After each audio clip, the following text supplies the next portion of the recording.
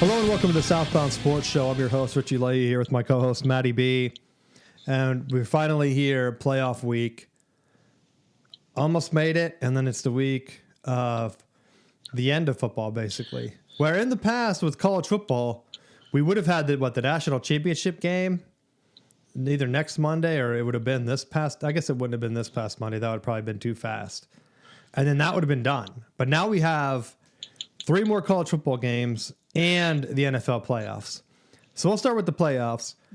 I didn't like the Steelers trying to win, or I don't even know what the hell they were doing, if I'm being honest. I think I saw the same thing with the Packers, where they had Jordan Love and Watson out there. And a lot of people were complaining, why is Watson playing? He blew his ACL. He got hurt on a non-contact injury. He could have did that at practice. The guy's injury prone. And I think it was Pickens that got banged up. And I was thinking the same thing watching the Steelers game. Why? It would have been for the division. But the way it worked out, they're playing the Ravens anyway. So who cares? It's the exact same scenario. I don't think it would have flipped, right? They would have had the same record inverse because they were tied or whatever. So they would have been playing each other no matter what. Yeah. Why not rest the guys, take the L, and do whatever? Because now I'm not confident at all. And I think they play, the Saturday game? Yes, they do. The Saturday night game. And I'll be honest, I've seen a lot of people complain about the streaming type thing. I don't really care anymore. I don't care.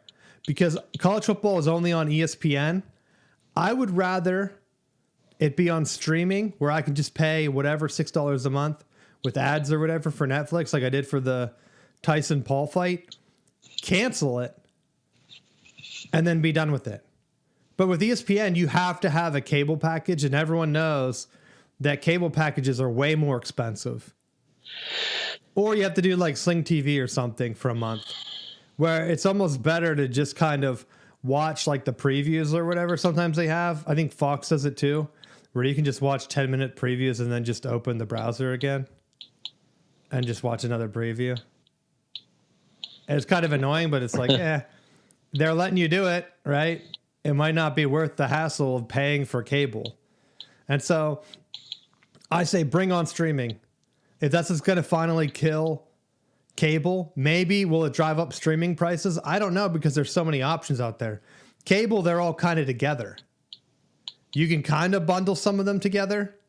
I don't know how much it's going to be of annoyance going down, but realistically, is your year going to be ruined if your team isn't in prime and you miss one playoff game because you don't want to pay for a streaming event? I think one of them is on Peacock.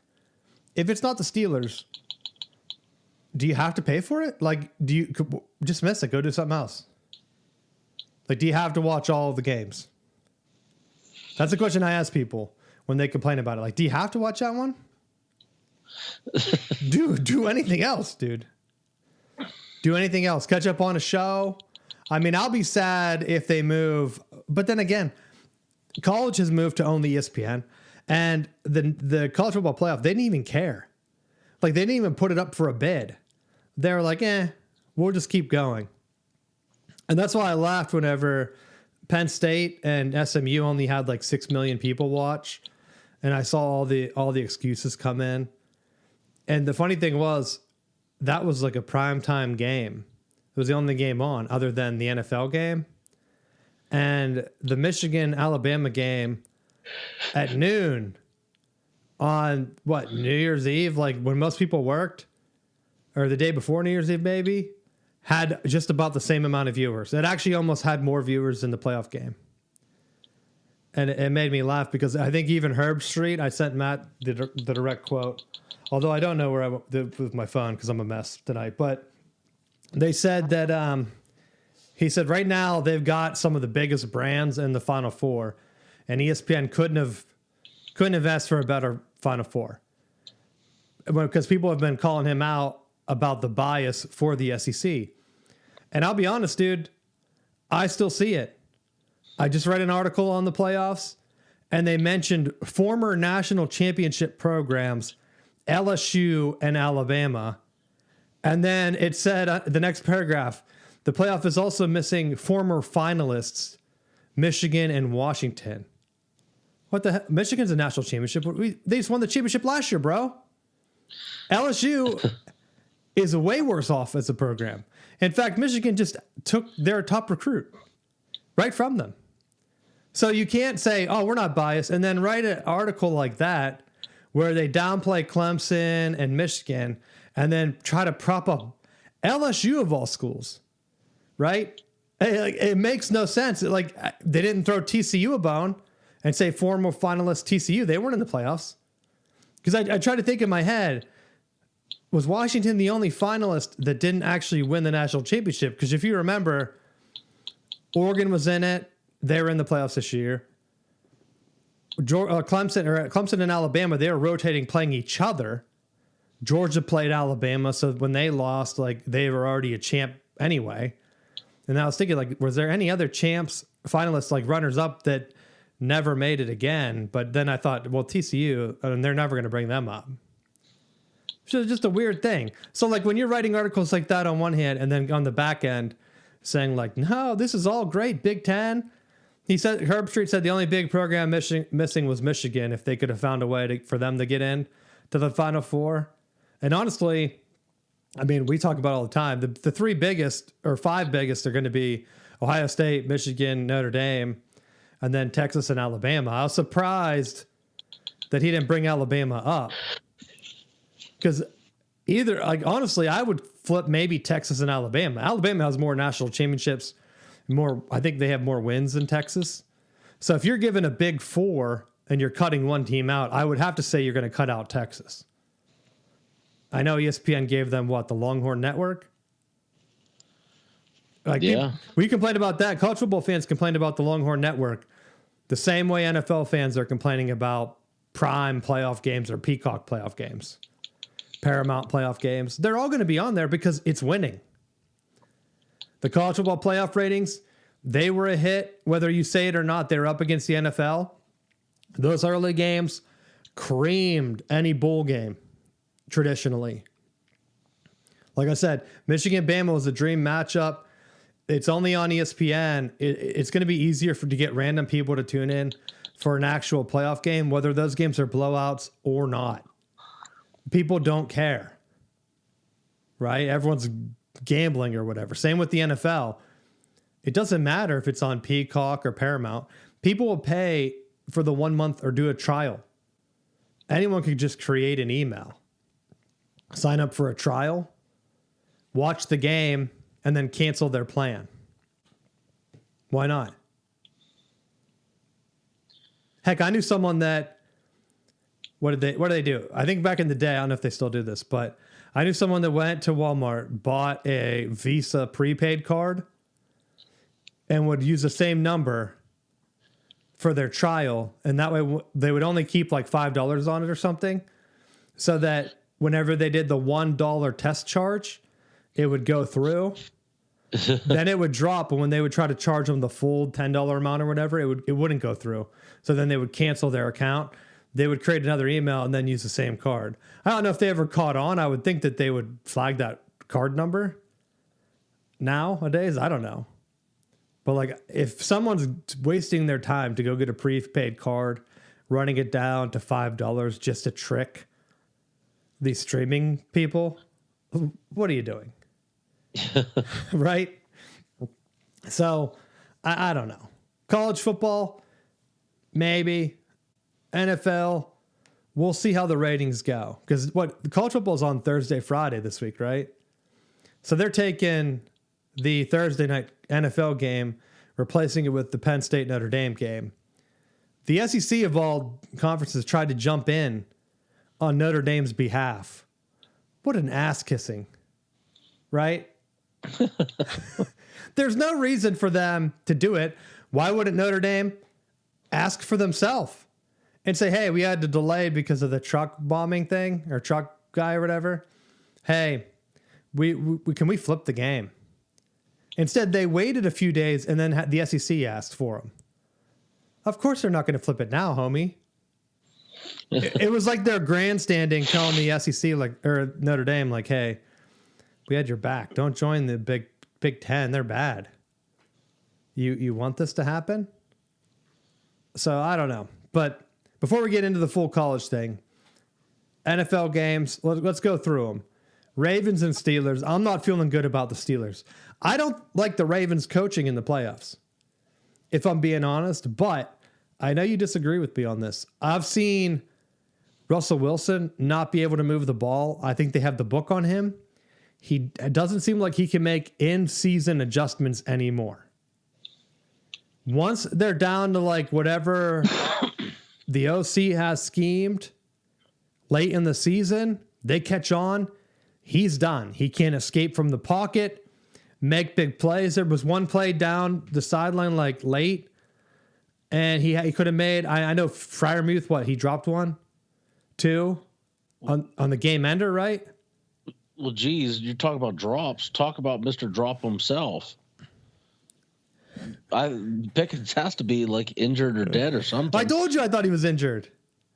He got up on that one play. What did he do? He like barely got up. I forget what play that was down the sideline. And I thought, great, he's done. They're going to have no weapons for the playoffs. But every time the Steelers get a big-time guy, wasn't it Deontay Johnson that just dropped the ball all the time too? Yeah. That I complained about? I think it has to be attention to detail. But part of the issue too was that they kept saying that Deontay Johnson was a top 5 receiver in the league. And that was what pissed me off more than anything, because like, no, he's not a top 5 player in the league. Who's telling you that? People at the Moose? Like, no, it was people at the Moose, people at ESPN, people in the NFL. They're like, well, he plays for the Steelers. So, I mean, he's a top 5 receiver in the league. And like they could, with his contract stuff, was like they're making it seem like he was Jerry Rice incarnate, that he had to be paid so much money. I was like, what are we doing here? What the hell are we talking about? Like, are we watching the same guy? Because I see a guy that drops the ball all the time. Hey, even Smith-Schuster, when he was there, was fumbling, dropping the ball all the time, and I was complaining about him. And then when he left, everyone was sad. People, all my friends were like, yeah, I'm really sad that like he's out of here. And I thought, why? Who cares? Like, let him go. And then he didn't do anything until he got lucky with that playoff Chiefs pickup, right? Yeah. Embarrassing. That's what the whole thing. I just think, what are you doing to yourself? Get out of here. They have the weapons. So going against the Ravens on Prime Video, Matt, prime time. So we have that one's on Prime. The other ones are on CBS and Paramount on the NFC or AFC side. NBC looks like they have it on Peacock and NBC. I don't know if these are only on Paramount Plus or CBS or if it's on at the same time. It doesn't really say here. But the Steelers one, it looks like if you don't have Prime, you're not watching it. And I think they did that deliberately. Steelers-Ravens, easily the best rivalry going right now in the NFL. Teams are consistently good. You put it on Prime Video. Baltimore's favored by 9.5. Honestly, I think you take the Steelers there. Why? Ravens will keep it close. They have a Harbaugh as their coach. They're not known for blowing teams out. It'll be close. I don't think the Steelers get it done. I think it will be just like last week. And it'll be 2 weeks in a row. Everyone will start calling for Tomlin to get out of there. Nothing will happen, and we'll be back in the fall, maybe with a new QB. I don't know that anyone's going to call for Tomlin to be gone other than us. Yeah, me and you. You're talking about the people, the most important, the host of the show, will be saying he needs to be out of there. You have to clean house at some time. And I'm going to jump off the rail here because the Cowboys are in the same situation with McCarthy. Yeah, Dak keeps getting injured or whatever. They made a push. They won a bunch of games in a row. The Bears say, hey, can we have McCarthy? It's a get out of jail free card. Who knows? Maybe it would work out for both sides, right? You have McCarthy leave. He can provide some insight for Caleb Williams or whatever. Maybe they can get to that close to playoff range. Cowboys could bring in someone else. They think they have all the key weapons. They just can't stay healthy. Who knows? But instead, it's almost like, hey, we know McCarthy can win with our backups now. He's going to be close to getting us in the playoffs. He won that one Super Bowl a million years ago. Let's just keep him. Like, it's a safe choice. That's what the Steelers are with Tomlin. Safe choice. You going to win? Nah. It's like they're in a room and they say, like, what are our chances? Are we the Chiefs? Nah. All right, then where are we at? Just make the playoffs. We good? Yeah, we're good. Thanks, Tomlin. We'll be back next week. Do you think you could beat him if you get up against him? Probably not. We'll find out maybe. Right? Because if the Steelers win, I don't think the Broncos are beating the Bills. Well, actually, let's go Ravens Steelers prediction first. I have Ravens winning by Steelers will cover, but it will be by like 5 or 6 or something. What do you think? I'm going to go with Ravens win, and I think it's not going to be close. I don't know, dude. I think they're going to go conservative. And, you know, they very well could, but I feel like overall, I don't know that the defense, for as well as they played at certain spots, I feel like they've been gashed down the stretch here. Like, they've played Kansas City. They've played Baltimore. I mean, they had Cincinnati going crazy on them. It's just like I looked at the game on Saturday, and it was like, what are we doing? Like, I saw that we had the Steelers had the drive to win it, and I was like, oh, here we go. Pass, and then throw a check down on 4th down, and we're going to lose this game. And I was so angry. I just walked upstairs and started getting myself like ready for bed. I was like, are you kidding me? Well, that's where I think that the Ravens are going to keep it close to the chest, man. They're not going to show anything. They know that they have control here. It's at home. Why go crazy and run it up? Unless the Steelers are making turnovers. But the defense of the Steelers are still good. So I don't think the Ravens are going to show anything because most likely they're going to have to play the Bills in the second round. The Broncos with Knicks, great story, making the playoffs. I think the Bills are going to roll. That's the one. Buffalo is -9. I think they cover. It's at home. There might be snow. That's the 12th, which is what, Sunday at 1? Man, that's going to be cold. I don't think it's supposed to warm up. So that's going to be a brutal game. Maybe that's why they won't cover. I'm still thinking 10. I think it's going to be like 17-7. But that's my pick. And so I think the Ravens and Bills are going to be that second round, and the Ravens won't run it up because of that. What are your thoughts for the Bills and Broncos? I mean, I definitely it's the Bills, and I always feel like the Bills are the team that when Pittsburgh lays their egg, that I'm like, all right, come on, Buffalo. Like, I can get behind you to win just because, like, you have no Super Bowls. Like, you had that run in the 90s with Jim Kelly, and, like, I can kind of feel bad for you that, like, if I just don't want it to be Kansas City. I don't want it to be New England. So I'm like, I need to have that team that, like, I can enjoy watching and be like, okay. But, you know, Buffalo every single time is just like, they're going to get that second round matchup, and then they'll be like, no, we're going to lose now for no reason. Like, the weather will be so terrible that they'll just fizzle out, you know? They're red, white, blue, Matt. They could be America's team. They could be, but they're not. I could tell you when I was like growing up for like one of the Madden games, I would pick them because of the colors, change their team up, and that would be my custom team because you could like change one of the teams up. I forget what game that was. And so that was it. The Bills had like a dome type stadium you could put in there. It was awesome. You could move them to wherever, a better city. move them to a dome or to a warm climate. So that's kind of what I'm like for the Bills. It's like, yeah, you feel bad for their fans. They're kind of stuck there. It seems like, and it's snowing on them. But like the Broncos, they're turning it around. I think it'd be a hard lift for them. And if you're cheering for the Chiefs to lose, you definitely want the Bills to win. I think the Chiefs will kill the Broncos. I think the best Steelers might have a chance against the Chiefs. If Russ comes out and he's hot and the Steelers have like some cooked up scheme where Tomlin's on fire, maybe the defense could get the Chiefs because the Chiefs haven't been winning games, right? The Steelers have definitely a better chance against the Chiefs than the Broncos do. I honestly think if you're not a Steelers fan, you want the Ravens and the Bills to win. And honestly, for that other great game, I think you want the Chargers to win. The Chargers are -3. They're on the road against the Texans. Texans are in that spot because like people complain about the college football playoffs. NFL has automatic bids, right? The Texans get a home game for winning a weak division. In no way should the Chargers have to go. I don't even know what the final records ended up being. Maybe I should look at that first. But if you're thinking about it, like there's no way that the Texans should have had. They're 10-7. Is that what the Chargers are 11-6.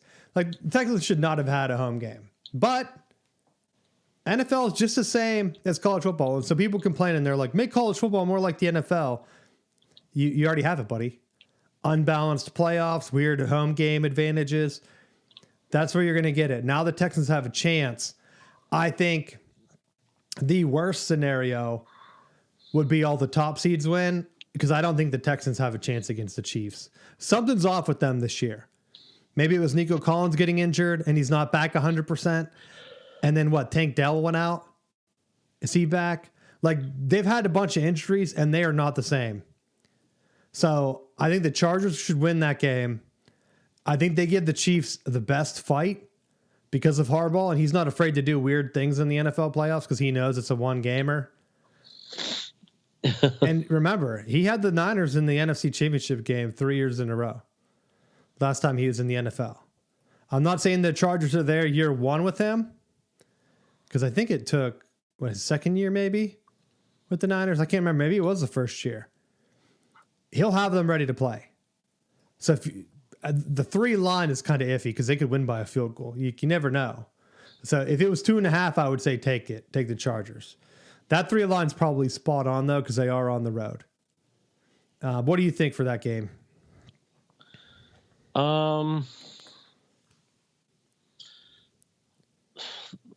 don't know. I feel like that's a solid pick 'em. Like it could go either way. He signed Ezekiel Elliott, dude. Harbaugh. He's like, I remember when you crushed me in Michigan Stadium that one year. When you crushed my hopes and dreams. He's like, come back. J.K. Dobbins. He has all these Ohio State guys on the team now. It's his redemption arc. He's bringing him in. C.J. Stroud has no gold pants, right? So I have to think the Chargers have the advantage.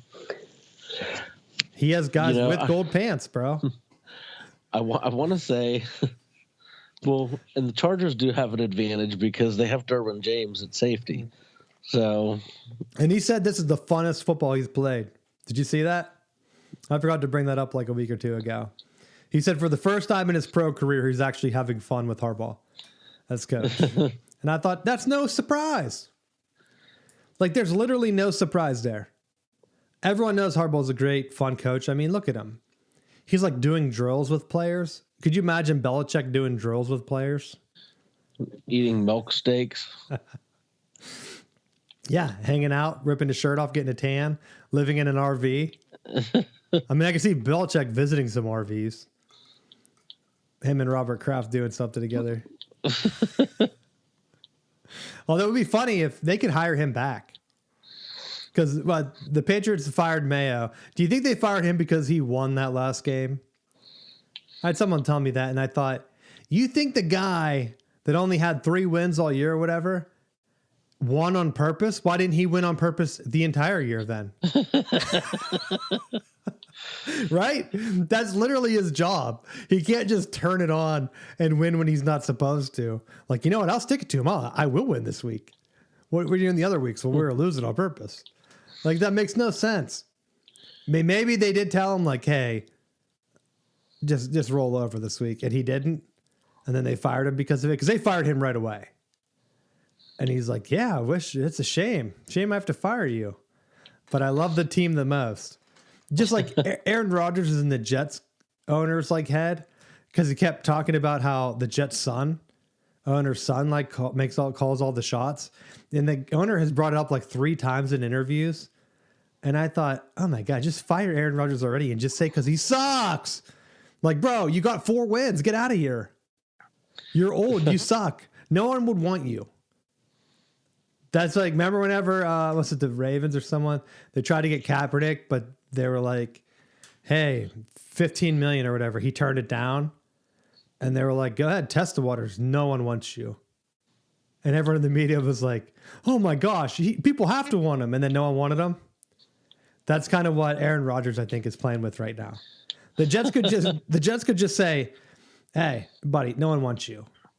If you keep calling out the owner, you're going to be forced to retire in shame because absolutely no one wants you on their team. Like, you've done nothing with the Jets. He had a redemption arc where he didn't even have to win the Super Bowl. All he had to do was do a Joe Montana and get the Jets to the playoffs, just like Joe Montana got the Chiefs to the playoffs. He couldn't do it. He couldn't do it. And they had 4 wins?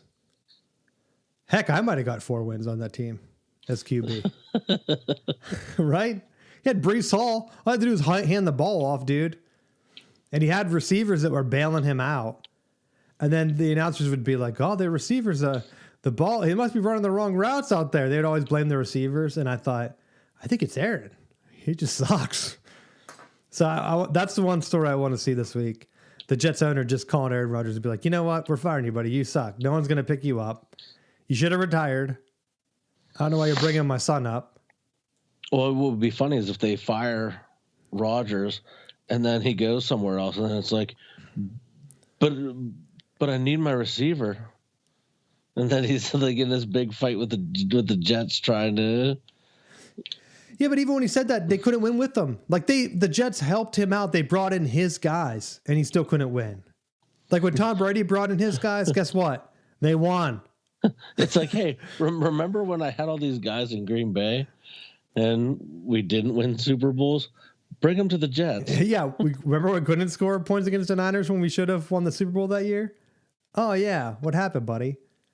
Oh, that's like switching to the NFC side.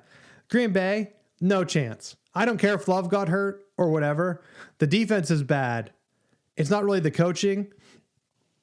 But the offense, you can't. It just seems like they're pressing too hard. They got to play the Eagles. Eagles are 4.5. I don't even know if Love is playing. Watson's out. They actually might be better without Watson. And I think it's kind of like the Pickens scenario where you're just forcing the ball to Watson. He's not that good.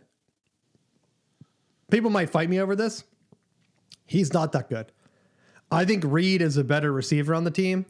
He's more dynamic, can run with the ball. Watson just kind of takes a bunch of deep shots, drops a bunch of passes, kind of is running lazy out there. If he's off the field, the Packers get more production, I think. Him blowing out his ACL might be the only saving grace as long as Love can play. I don't know. It's like something with his hand or something. But hey, it would be funny if Malik Willis went in and beat the Eagles. I think the Eagles-Lions are going to be the NFC Championship, though. So I'm going to go Eagles in that one. What do you think? Yeah, I think I'll play it safe and say the same. So the next one, Bucks and Commanders. This is one where you have the rookie, Daniels, looking like he could get hot. I don't know if I trust the Commanders. They're in the position that the Jets should have been in, right? Bring a quarterback in, and then magically you're in the playoffs. They were like, hey, we'll bring in Aaron Rodgers and he'll get us to the playoffs. Everyone laughed at Daniels. I saw that people were posting his, they started to repost. I don't know if you saw this on Twitter. They're reposting like his draft status by a bunch of like heavy writers saying like, he's awful with reads. Like, I guess they did the sit down whiteboard drill with him where they would show him the whiteboard and he was supposed to pick the read and he missed like all of them. And they're like, look, he can't see it. But he's like, no, on the field, I could see it. And then guess what? He was right. On the field, he could see it. So it's so funny, like a bunch of suits in there, like, nope. I drew that picture. I drew that whiteboard. He should be able to see that. Like, why? Why don't you do VR like the Vikings were doing JJ? Do VR. That's more realistic, dude. You can track his eyes then. See where he's looking. Not like show him a whiteboard. So if that's why he ended up with Washington and not some other team, because they weren't the first pick, right? I don't remember when he was picked. Was it Williams? Was he the first QB? Or yeah. No? Yeah, was he? I can't remember I couldn't remember if he was this year or the year before. But one team's in the playoffs, the other one isn't. So now you have them playing Baker. Baker could do the funniest thing and win the whole goddamn NFC. Will he do it? No. I think they're ripe for the upset. They're the favorite by 3. I'm picking the Commanders. I think we get a Commanders-Lions game that probably just turns into a bloodbath and the Lions will win it anyway. But I think they'll get the first upset. What do you think? I'm going to go with the Bucks. You like Baker? Yeah, I just want to see him just rub it in everyone's face. He was another one that they left him for dead, and the Browns are still complaining about their front office or whatever. Watson, he had a setback or something, and I thought, he's still injured? Like, who even cares about him? That has to be one of the worst moves in any franchise history. If Baker can somehow get the Bucks to even just an NFC Championship game, worst move. He had the Browns in the AFC Championship game. Browns had a better roster. They blew it all up just to get Deshaun Watson. Why? Guy has a history of making poor decisions. Watson. They bring him in, and then their franchise just goes to nothing. That's Cleveland for you. Yeah, the team that had Belichick and Saban as their coaches and couldn't win a Super Bowl. And now we got to watch the Bucks maybe go, because if that happens, then we could get an Eagles-Bucks matchup round 2, and you never know in the second round. The last game, though, Vikings-Rams, in what has to be the most disappointing division, the NFC West. How did the Rams end up winning that division? With the 49ers and then falling apart, the Rams getting it done. I don't think the Rams have any hope. The Vikings are still surprising me as a good team. And honestly, they're kind of set up because they're going to play, most likely, the Lions maybe? It depends if there's an upset. If there's an upset, like let's say the Packers win, then the Packers get the Lions and the Rams could get the Bucks. Who knows? Maybe the Rams make the NFC Championship game in that scenario. All it takes is one upset to get them if they can get through the Vikings. I am shocked that they have the line at Minnesota -1. I think the Vikings are going to absolutely kill them. Like, the Vikings have to be pissed the way they played against the Lions. I've been against Sam Darnold, but the team is just too loaded on offense with Addison and Jefferson that I think they're both healthy, right? Yeah, I believe so. Why is that line 1? If I was a gambling man, I'd be hammering that. That's the Monday night game, though. So maybe some more news. Wait for some news. But the fact that game is a -1 in favor of the Vikings, when I think they're going to win easily or it's on the road. Maybe that's why. But against the Rams are nothing. They have an old Matt Stafford. I'm going with the Rams. Why? Because I think they're going to have solid defensive play. They're going to get pressure on the quarterback. Because I'm thinking both 5 seeds win. I think the Chargers and Vikings are both way better. Vikings are 1 game away from being the 1 seed. I mean, the Chargers were a -3. They're not that much better than the Texans. I think there's a bigger difference. I think the the Vikings are so much better than the Rams compared to the Chargers better than the Texans that those lines should at least be reversed. Now, in terms of most talent, honestly, the AFC side has it.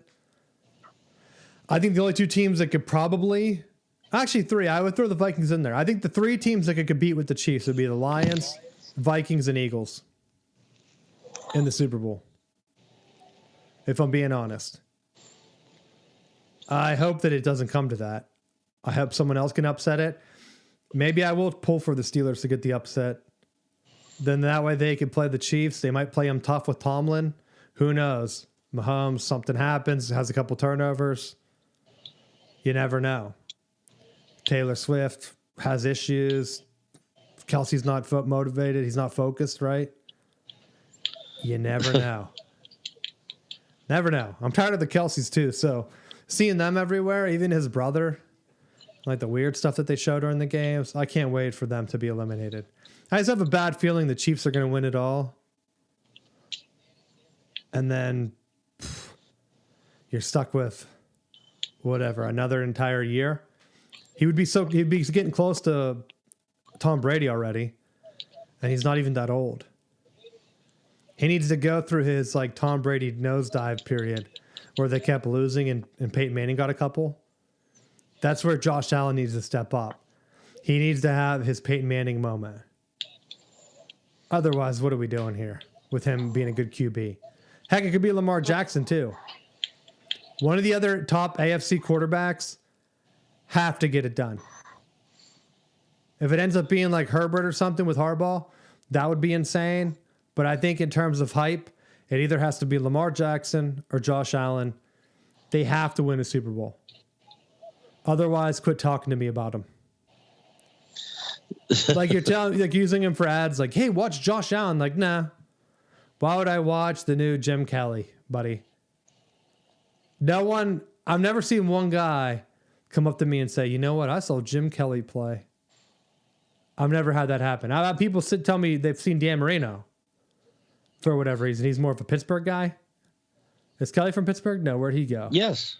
Is he? Yes, he was. See, I don't know. And Jim, but see, Jim Kelly also was UFL or USFL playing time. So, but so was Kurt Warner, and I always had people brag about seeing him. So I don't know. Maybe it's the Buffalo thing. People didn't associate him with good QBing because they didn't like Buffalo. So close to the Steelers back then. But let's see. I think that's all our picks. Anything NFL-wise you want to talk about to look for in the playoffs? I mean, I just think when you're looking at overall these NFL teams, there's depth across positions, but I feel like there's also a sense of some of these teams that like they've gone and addressed needs. Like the Eagles had running back issues. They picked up Saquon Barkley and then like boosted them into the playoffs. Now, it wasn't like they didn't have, they didn't address all these other issues, but it was like there's a piece that's missing and they addressed with it. Like I look at the Rams, they were so offensive heavy that then they go out and they get Verse and Fisk, and now they're both contending for Defensive Rookie of the Year. They're getting all these sacks and pressures on the quarterback and putting them in a position to succeed. Like there's things that these teams are doing that's helping them maintain a competitive stance. I feel like when you look at Pittsburgh, their last playoff win was 2016. Like it's insane when you think for a team that has this rich football tradition that they haven't won a playoff game. They're 0-1 for how long? You can take the stat of, well, they've never, what is it? All these consecutive winning seasons. But we talked about it last week. There's no coaching progression. Like no other. You have all these teams right now. There's 5 teams that have fired coaches. I thought there might be more, but I could be wrong. because I thought the Saints, Bears, Colts, Bears, Jags, Patriots for sure, Raiders. Patriots, Raiders. So 6. There's 6 right now that have coaching vacancies. Nobody's inquiring, at least right now, for any of the coordinators for the Steelers. You know, I feel like in the past, the formula has been pretty consistent with Pittsburgh of not firing coaches and letting things run its course. Now, their typical routine has been renew contract 2 years or have contract negotiations 2 years out. And they haven't done that to this point with Tomlin. But I feel like maybe that's like let the contract run its course, and then maybe at that point you just move on.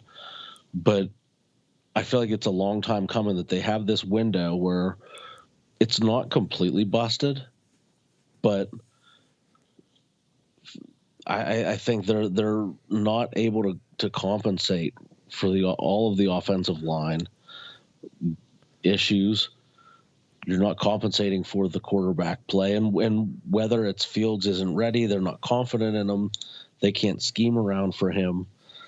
Like, they have a younger quarterback in the fold that he can't beat Subway Wilson. Well, that's where I compare this to the Packers with Rodgers. I feel like the Packers defense was so good that year that Rodgers couldn't score on the Niners that if they had just benched him and put Love in, they'd probably win the Super Bowl that year. Because Love was moving the team. That was the year I think Rodgers kept getting like dinged up. And every time when Love would come in, they would move the ball. Now, I know teams figured out Fields, but dude, you're right. They haven't won a playoff game in almost a decade. Why not bring Fields in and have packages for him? It's not like they can't do it. I mean, they did it and then they kind of stopped. And when they stopped doing it, the Steelers got figured out and they haven't been winning since. So you got to bring him in. You got to do something. And whether that's the coordinators you might be right on, I don't know. But it's the playoffs. It's a one-game season. You have to pull out all the stops. Now, if you bench Wilson, he complains. Who cares? If Fields gets a win, then at least going into next year, you can let's give him another chance.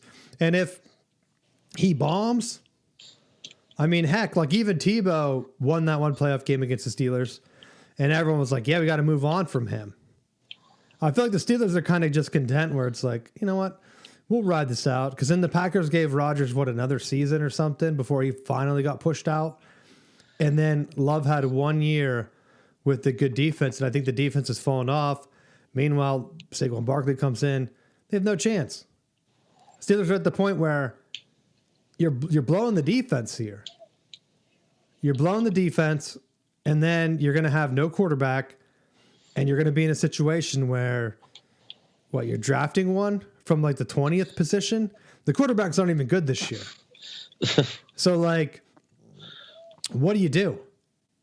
I mean, honestly, what, are they going to pick Milroe at the end of the first round or something insane? I don't even know who they would get. Well, do you blow your draft and jump up to get Sanders? You think he's going to be good? No. But I'm just like, that would be the only potential prospect that you could justify trying to make a push for. Now, the Patriots are going to get Deion Sanders as head coach and draft his son.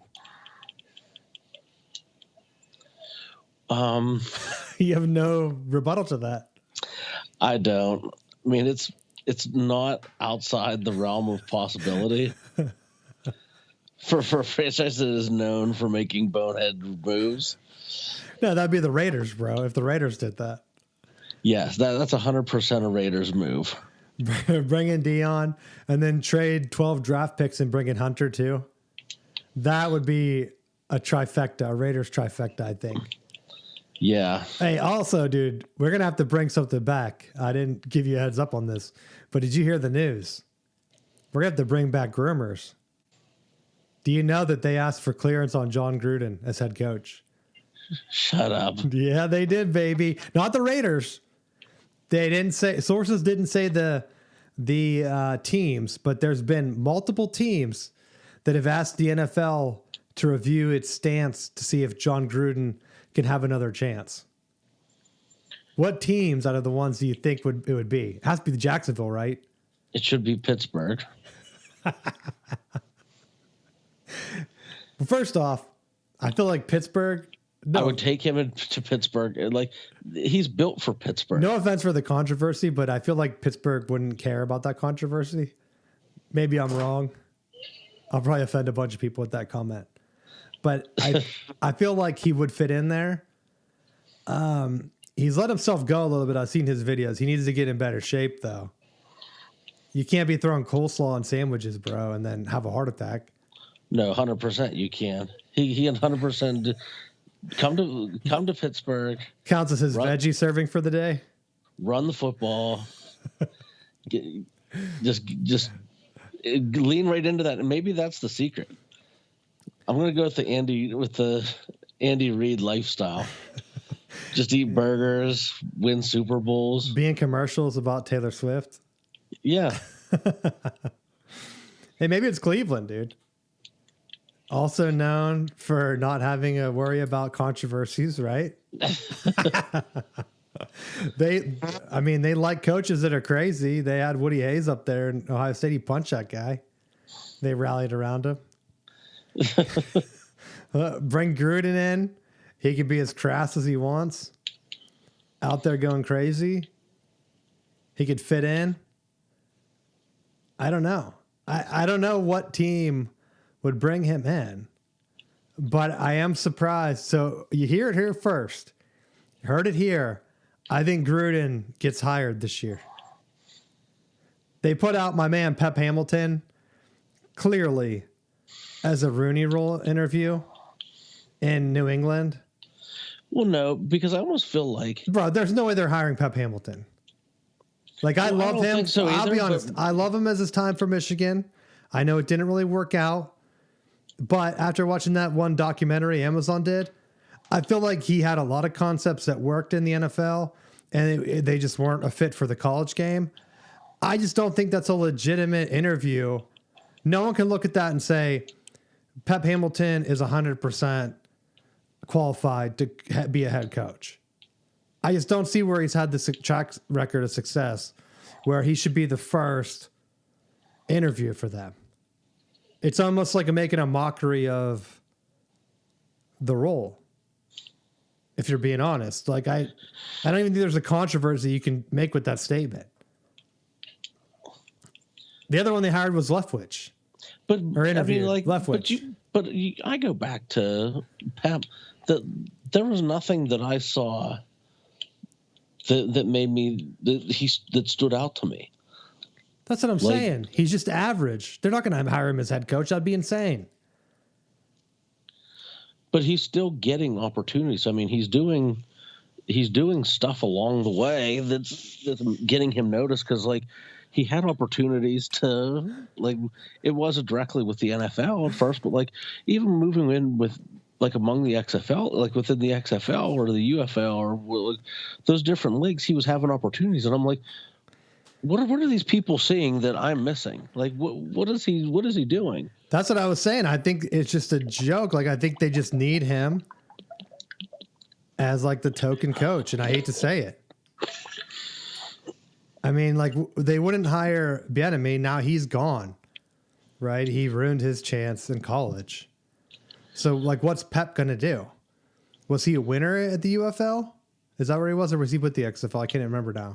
Well, he was with the XFL because he was with DC. That's what I don't know. I feel like there are some other coaches that probably are ready to take that position. And that role for the NFL, just like when I see them post like, hey, we interviewed Pep Hamilton, I thought, well, they're fulfilling the role, but they're not taking the spirit of the role to heart. Like, they're just not doing it correctly.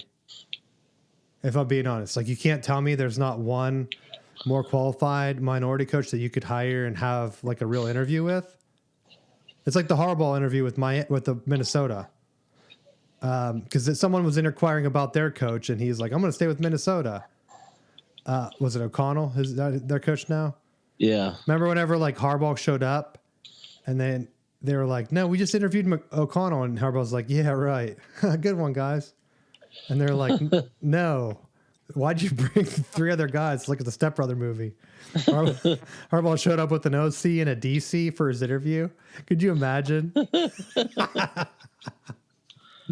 That's kind of like just crazy. So that's when they're talking about that, I'm thinking like, who are they hiring? Vrabel then? Like they have to have a coach in mind is all I'm saying that they're going to move fast on. Whether it's Vrabel, maybe I'm wrong. Maybe they will.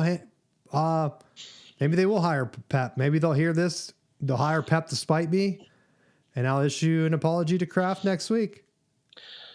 Now, do you think that there's any? I heard this rumor. Do you think there's actually any smoke to the thing of Rex Ryan going back to the Jets? Bro, I've seen people calling for Rex Ryan to go to college. Could you imagine him recruiting? Well, I did see a post on X about Bill Belichick recruiting for UNC. So, yeah. Well, that's what I was wondering too. What if the Pacers just brought Belichick back, and then UNC was high and dry, and they had to backfill with Rex Ryan? Belichick gives him the blueprint of how to win. They'd have to just take Belichick's son, right? Patrick, or whichever one he brought with him. Yeah. It's supposed to be the coach in waiting. I still hope he does well there. No, not that I want UNC to win, but let's get a Bill Belichick redemption arc going. Well, I thought I saw the pictures of Bill out with his son, and I thought this is like Tommy Boy, where he's there with his dad, like clearly there to take over the company. Like the movie just writes itself. Yeah, like, son, quit goofing around. We're on a recruiting trip here. So I agree, dude. That's why it would be funny though if he wins a national championship and then Harbaugh wins the Super Bowl, and then when the people talk about great coaches, then you have to say like Belichick, Harbaugh, Pete Carroll, Jimmy Johnson, Switzer. Like you're really cutting not Pete Carroll. You're really cutting like Saban and Andy Reid and some of these guys out of the picture. Because like you could say like, oh yeah, remember when everyone thought Belichick was the best because of Tom Brady? It's like we already know Andy Reid didn't win without Patrick Mahomes. You don't have to pretend, right? So no one can sit down and be like, Andy Reid, greatest coach of all time. It's like, nah, we know he's not. The greatest coach with Patrick Mahomes. It's like when LeBron broke that 30-point streak. It took him like 7 extra years after Jordan. He's like, yeah, breaking every record. Like, yeah, you played for 30 years, bro. No one cares or like even is interested in these records. Like you have the most 30-point games like years later after Michael Jordan. Awesome. Good work. You like the Julio Franco. Just keep playing. Be the oldest guy to score a bucket. He'll be in a wheelchair out there. They'll be like, let him through. Spirit of the game. Let him shoot from 3.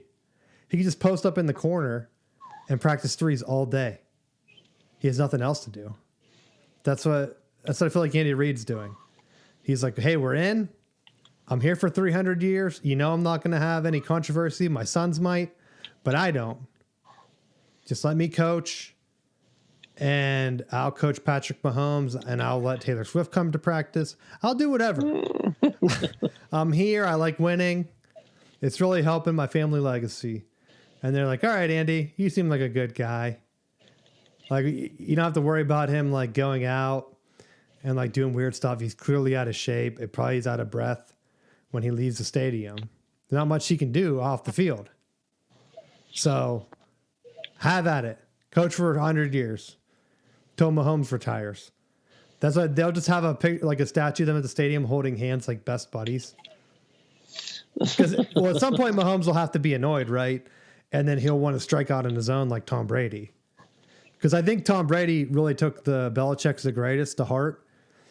And once he left, then it flipped it where everyone just assumes Tom Brady's the greatest now. So at some point, Mahomes keeps winning with Kansas City. People are going to say, well, you're at the Tom Brady point. You have to switch teams now and win somewhere else. Otherwise, you're not going to be the greatest. You could just be a system or a circumstance, victim of circumstance, dude. Just there on the Chiefs with a bunch of weapons. They keep giving you more weapons for whatever reason. And that's it. Case closed. But anything else you have for the NFL? I think that's about it. Now, dude, we have a DEFCON 1, or what's the highest? Is it 1? In college football, dude. 3 of Michigan's top 11 rivals are in the Final Four for college football playoffs. And I don't understand it. Actually, I do understand it. And I'm telling people that they need to be worried. If you're a fan of the South, Notre Dame, Ohio State, and Penn State are all following the Michigan blueprint. If you don't follow college football, the Michigan blueprint is when NIL kicked in, Michigan with Harbaugh had been close every year. Not really recruiting like a top 5 recruiting class, more around like the 10, 12 range. So they were close every year to make the playoffs. But the problem was they're also putting 10 guys in the NFL every year. In college, you need to have depth. When the when the NIL kicked in and Michigan was able to pay some of these seniors, instead of saying like, hey, right now you're slated to be drafted in the 6th, 5th round, 5th, 6th, 7th round. Why don't you come back to Michigan? We'll give you some NIL money. And instead of being a backup or whatever, you can be the starter next year. And Michigan basically used NIL to pay for depth. It worked. Like, I had people asking me last year, like, why'd Blake Corum come back? Like, why'd so-and-so come back? Like, these guys should have went pro. And it's like, yeah, but NIL, they didn't have to. All the key guys came back last year. They win the national championship. Boom. Ohio State this past year bragged about putting $20 million together to bring back their guys. If you watched, I think, the Oregon game, they showed a graphic of the defense. Everyone's been there for like 4 or 5 years. They basically did the same thing Michigan did. Instead of getting all the guys to go pro, after they lost to Michigan last year and ended the season, those guys decided that they're going to come back with NIL and they're going to make another run. Penn State and Notre Dame, same thing. Notre Dame fills in with NIL transfer Riley Leonard, right? But let's bring in a quarterback and some key pieces, just like Michigan did when they had guys transfer in on the line. I mean, quarterback's a little bit more of a high profile, but like, remember when Michigan got the guard from Virginia? He was like All-American, All ACC, and they're just like, yeah, come play for us. Like, you're not getting guys transferring in that aren't playing. You're getting starters from other schools that are good. Like former 5-star guys that are transferring to the Big Ten schools. Hell, Michigan just took Bama's running back, one of Bama's defensive tackles. They have another lineman coming in for a visit. They took someone else. It's like, all right, Michigan's going to reload just based on transfers and NIL next year.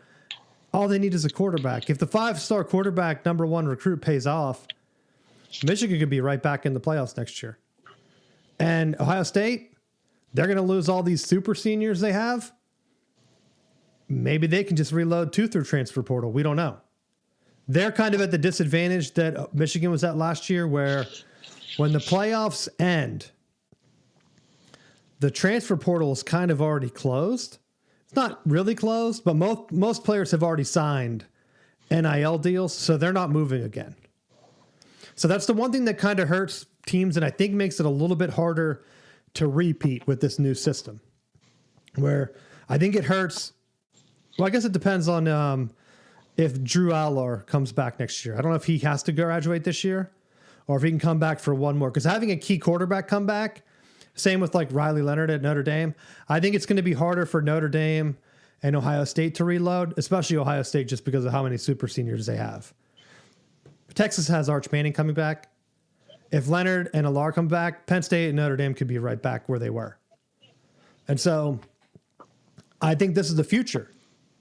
In the past, the SEC schools were using the bag, getting guys to sign. They had the warmer weather. Now you have teams in the North saying, like, look, we have better academics. We have bigger stadiums. We have better traditions. We have more money. Why go play in the South? Meanwhile, you can show them, and I've said this for years, like they could just show a Buffalo playoff game and tell the teams in the Big Ten, like, we're better preparing you for the NFL. You want to play in a warm stadium in front of 20,000 fans or 50,000 fans at Mississippi State or whatever their stadium is, like, awesome. When they're 6-4, great, go for it. Or you can just transfer up here to the Big Ten. We have 100,000 stadiums. Yeah, it's cold, but guess what? So is the NFL. You can't catch in the cold, you're going to be cut in the NFL. You might as well learn how to do it in college and get paid. So you have guys transferring in, even in conference. Like Michigan had their wide receiver transfer to Indiana and then took Indiana's all Big Ten wide receiver instead. Is it a win for both teams? Maybe. Right? I mean, Michigan, Morris had that great catch against Alabama. Maybe he'll do better at Indiana. And maybe the new wide receiver from Indiana just helps Michigan get over the bump a little bit more. Like, I don't think it's going to be a loss for the Big Ten schools, especially if players are just going to transfer out. Like, hey, I'm the second string receiver at Michigan for the past 3 years. In the past, what would I have to do? Go pro? I'll transfer to Indiana. They were just in the playoffs. Maybe they'll be back next year. Right? You're the starter at Wake Forest. Oh, I'm going to transfer to Purdue or somewhere. Or no, was it running back? He transferred to Michigan State that year, Walker. That's going to be keep happening. Because, like, why not? And it's not going to be a pure minor league, like major league type thing. But I think what is really going to hurt is the SEC depth, where teams like Georgia and Bama both had, 5 stars coming in every year, 20 like top recruits every year. Those guys aren't staying. They're not.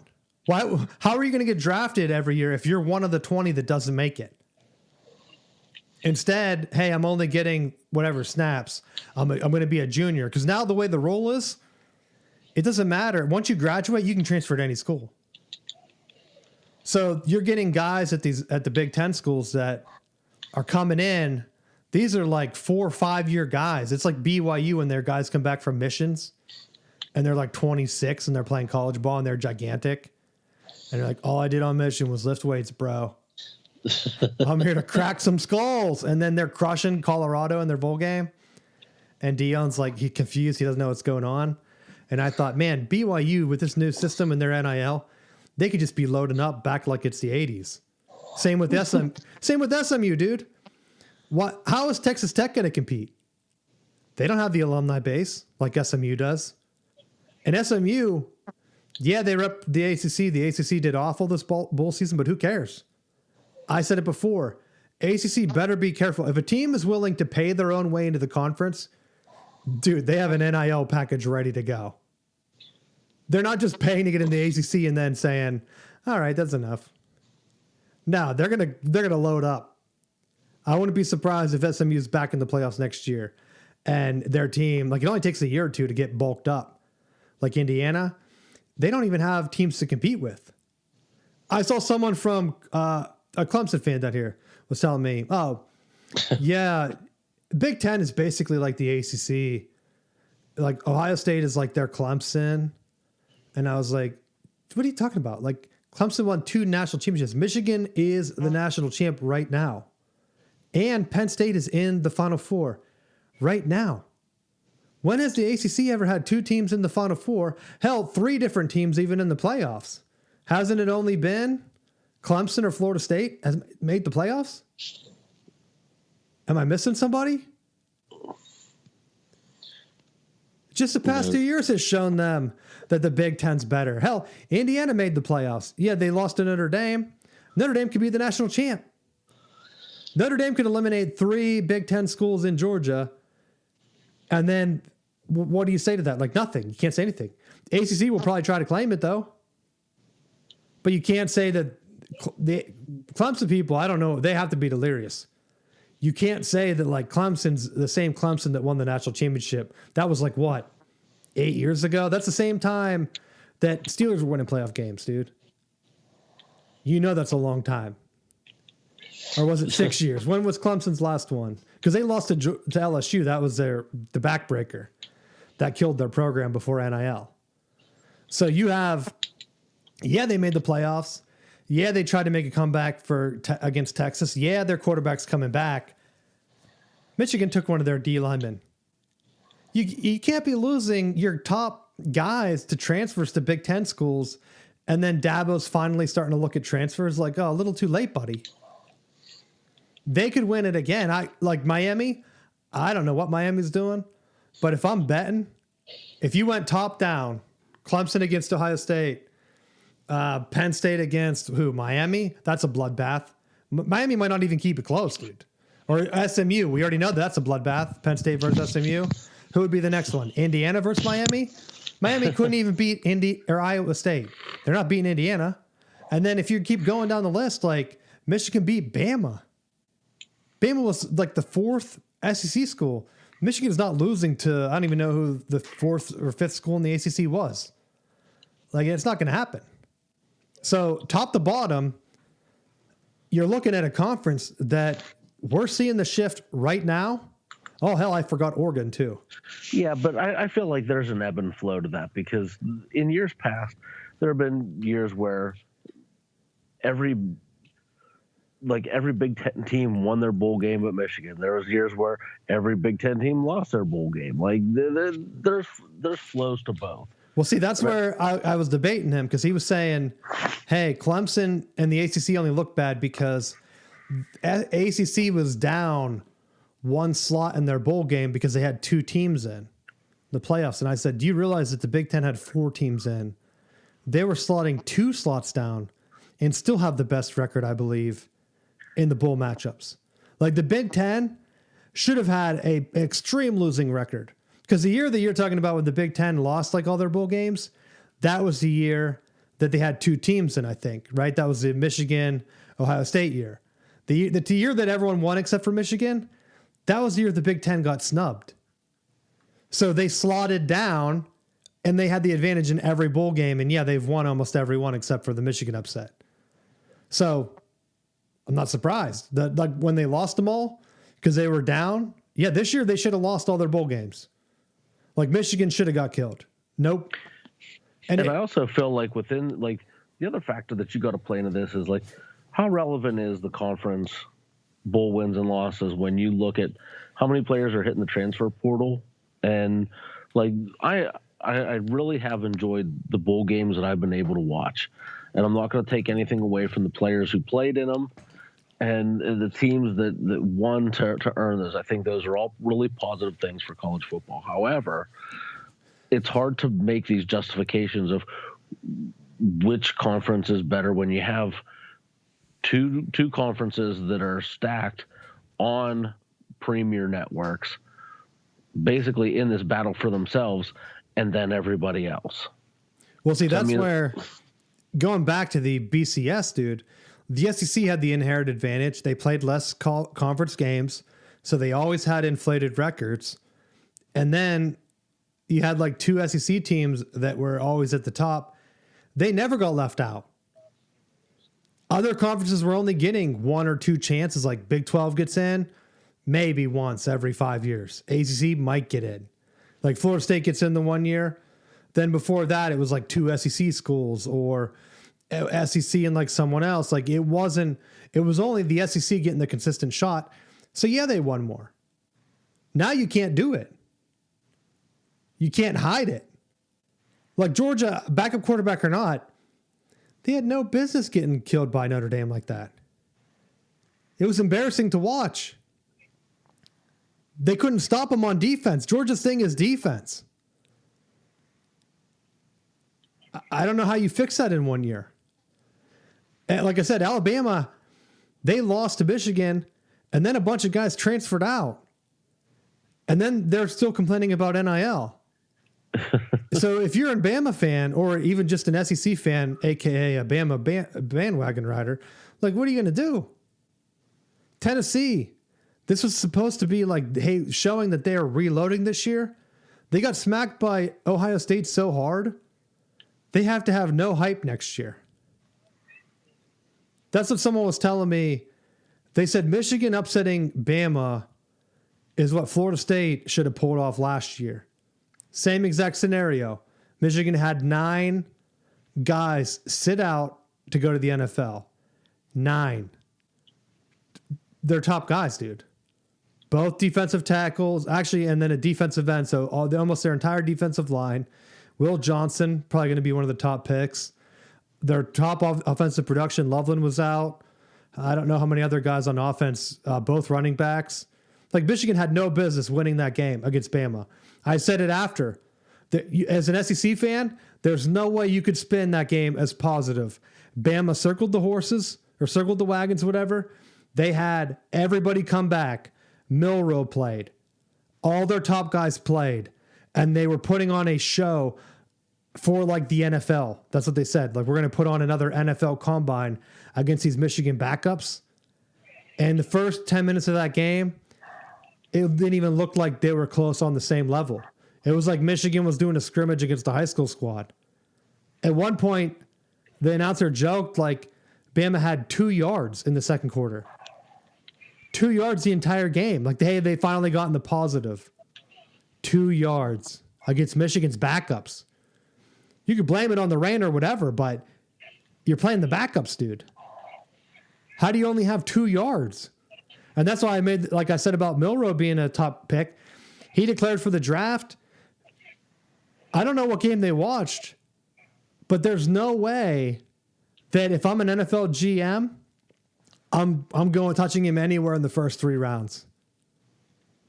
If he came into the league and balled out, I would be very surprised. I watched him play in 2 key games against Michigan last year in the Rose Bowl and this year, and he choked both of them away.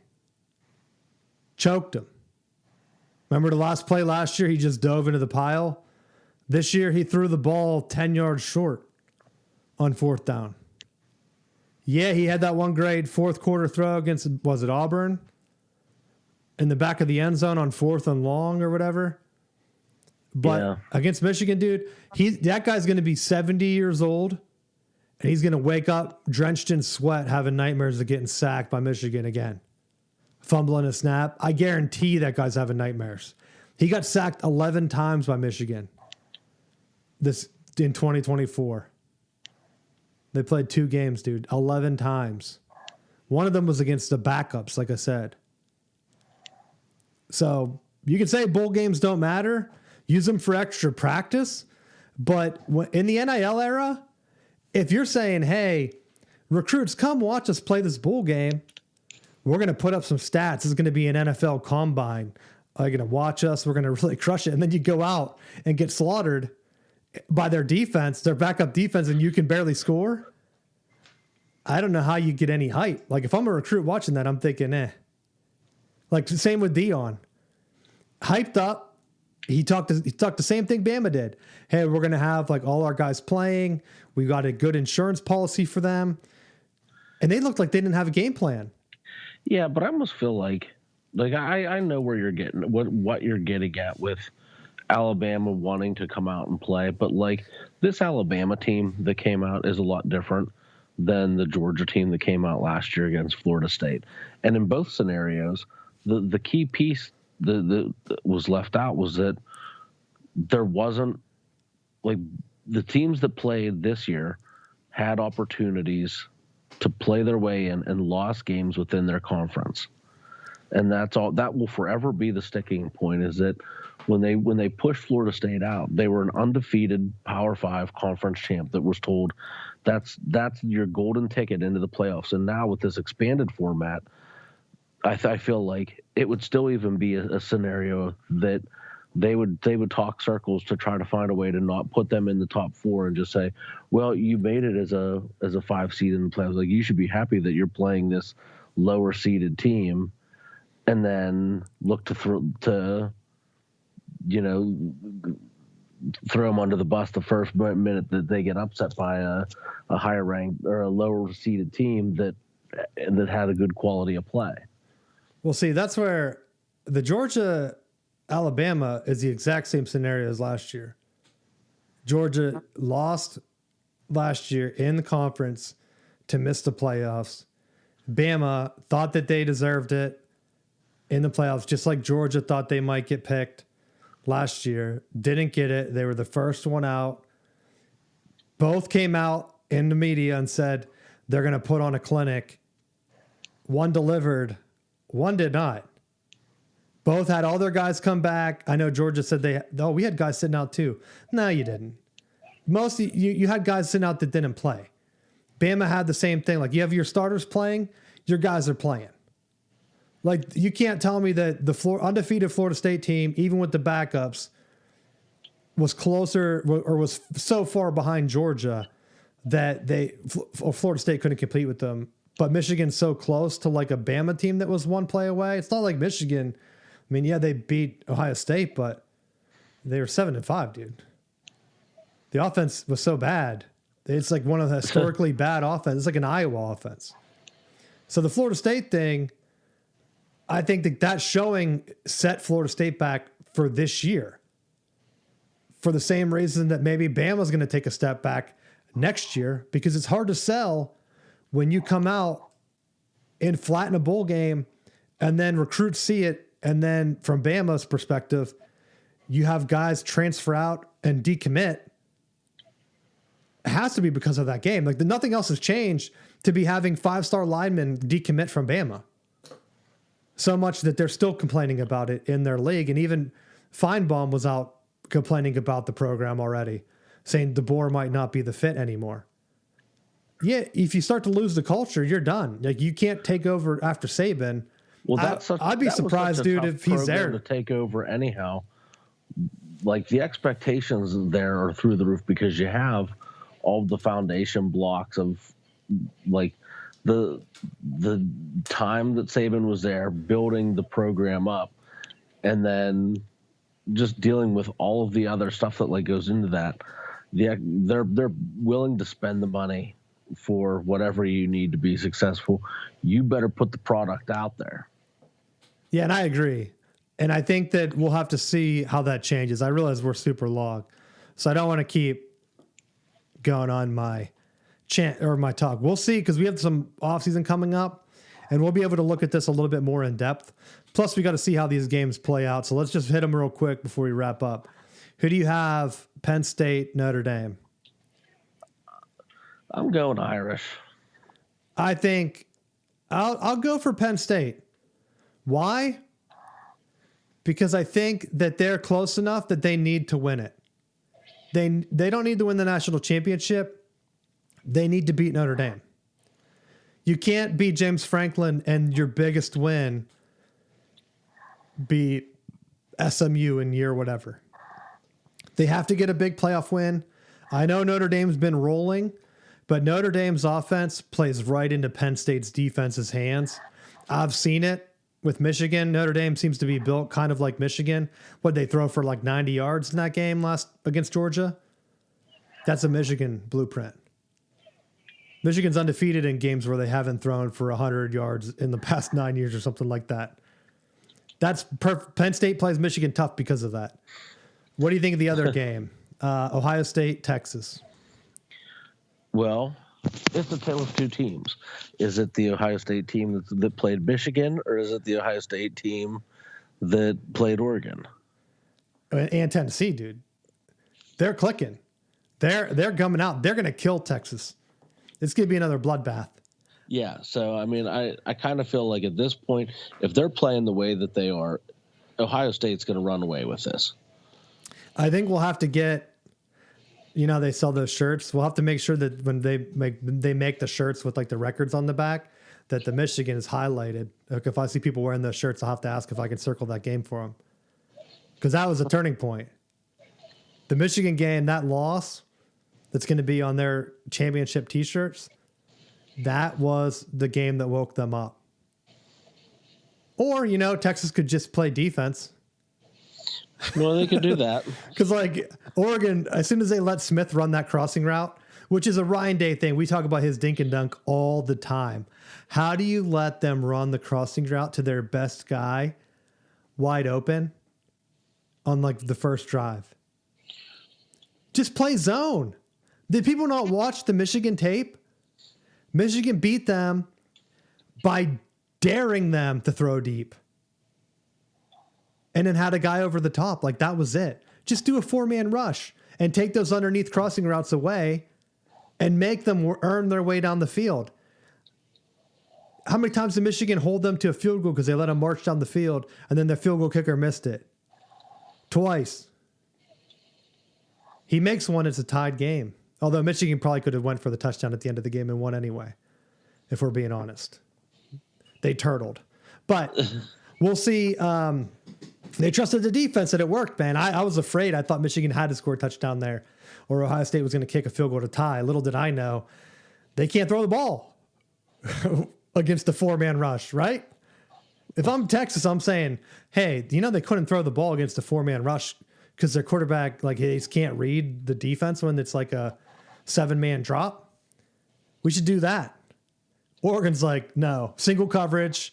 We're going to blitz 8 guys, and we're going to let the guy just break one tackle and run for a touchdown. On 3, ready, go. And the crazy thing was they had already beat him early in the year. So I'm afraid that Ohio State is going to do another beatdown. A Penn State-Ohio State national championship game, for me, would be the funniest game. Just because I know I have a bunch of friends on both sides. I don't want Notre Dame to get it, right? And Notre Dame, Ohio State would be horrible.